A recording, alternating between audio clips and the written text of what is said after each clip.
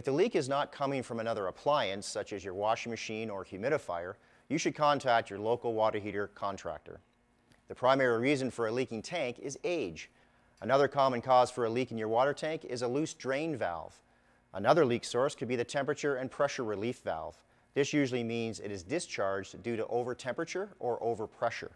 The valve is designed to automatically close once it is discharged, but there are times when deposits sit on the valve seat, preventing it from fully closing.